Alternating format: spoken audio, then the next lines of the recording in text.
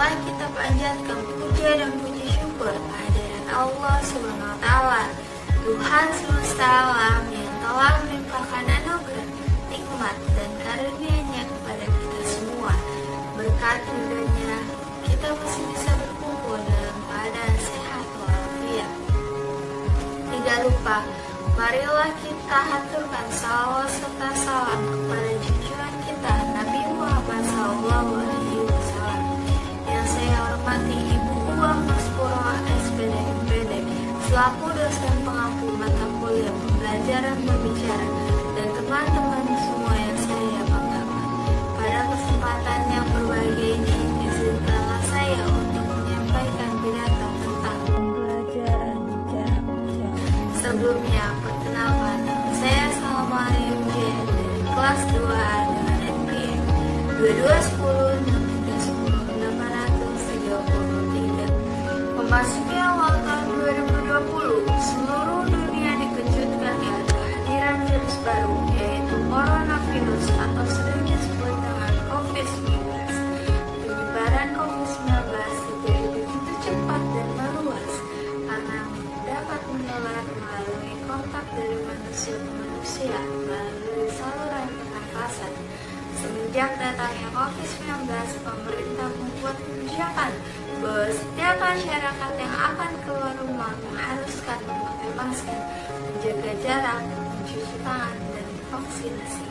Selain itu, pemerintah juga membuat kebijakan bahwa kegiatan belajar mengajar maupun bekerja diwajibkan dari tempat tinggal masing-masing dengan diterapkannya sistem ini agar bisa mengurangi penyebaran virus COVID-19.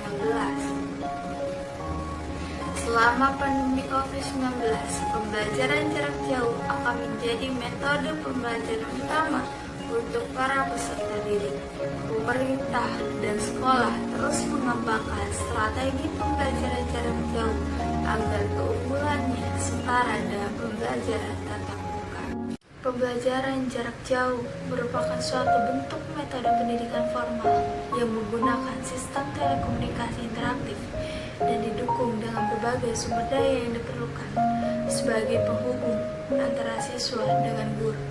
Saat ini, pembelajaran jarak jauh lebih dikenal sebagai pembelajaran elektronik, e-learning, atau pembelajaran daring online yang secara khusus menggabungkan teknologi elektronika dengan teknologi berbasis internet.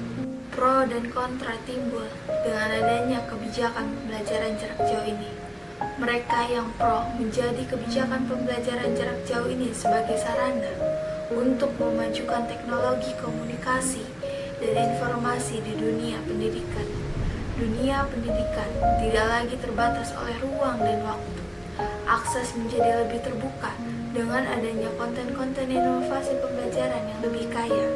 Namun, bagi mereka yang kontra, kebijakan pembelajaran jarak jauh ini dianggap masih belum memadai dan menyeluruh dalam berbagai aspek, terutama bagi penyelenggara pendidikan untuk terus menyesuaikan sumber daya dan instruktur pendidikan.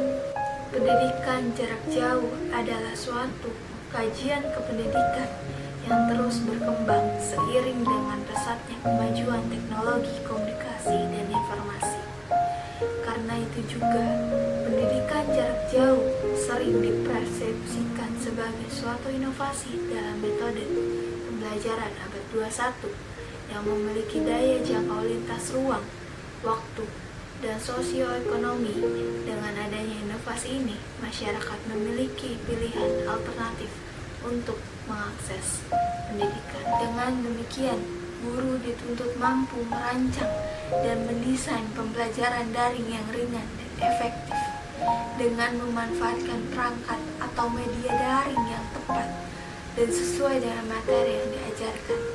Walaupun dalam pembelajaran daring akan memberikan kesempatan lebih luas dalam mengeksplorasi materi yang akan diajarkan, namun guru harus mampu memilih dan membatasi sejauh mana cakupan materinya dan aplikasi yang cocok pada materi dan metode belajar yang digunakan.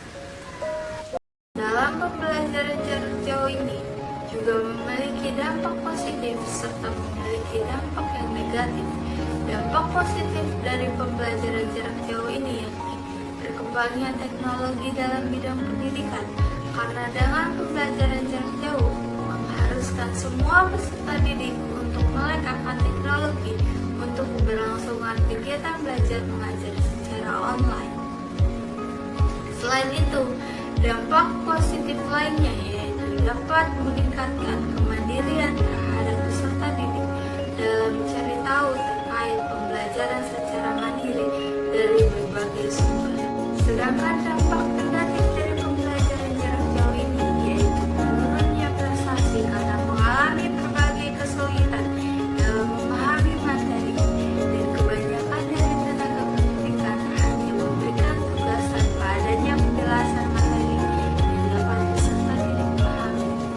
Dan dampak negatif lainnya yaitu pembelajaran jarak jauh memakai aplikasi yang dapat mendukung untuk pembelajaran jarak jauh seperti Zoom, Google Meet, dan aplikasi lainnya yang harus memakai kuota internet cukup banyak, sehingga banyak peserta didik yang kurang mampu untuk membeli kuota internet.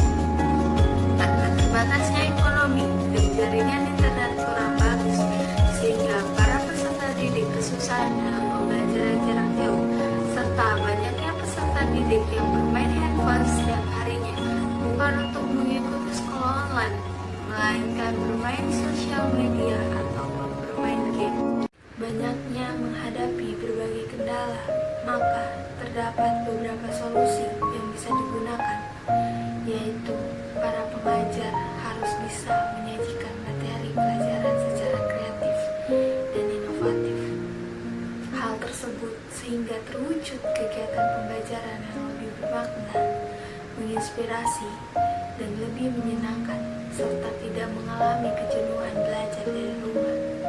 Selain itu, melakukan kerjasama antara berbagai pihak yang berkaitan untuk memberikan kemudahan mengenai fasilitas dan jaringan internet yang terkendala.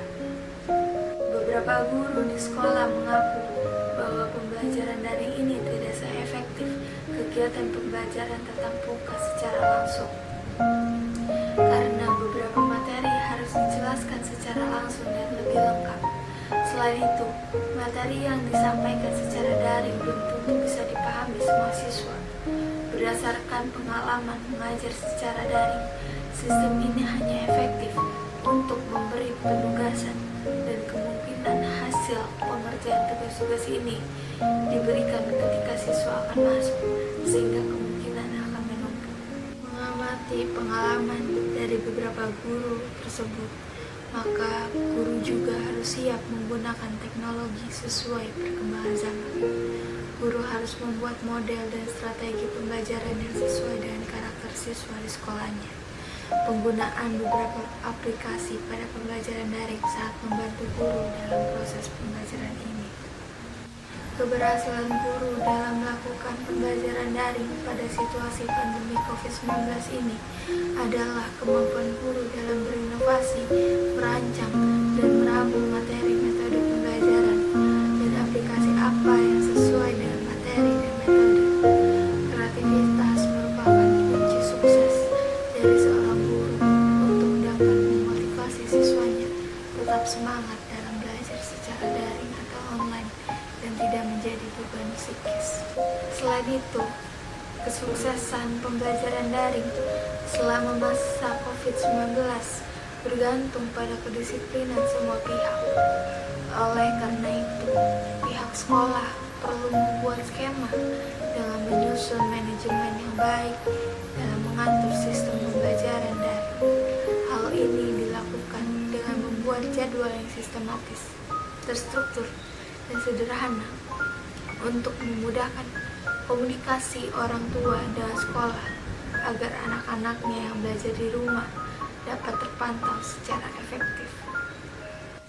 Dari banyak kata yang telah terucap, dari banyak hal yang telah kita simak bersama-sama, semoga apa yang telah saya sampaikan kiranya menjadi bermanfaat bagi kita semua. Mohon maaf apabila ada salah kata dalam menyampaikan pidato ini. Saya ucapkan terima kasih. Wassalamualaikum warahmatullahi wabarakatuh.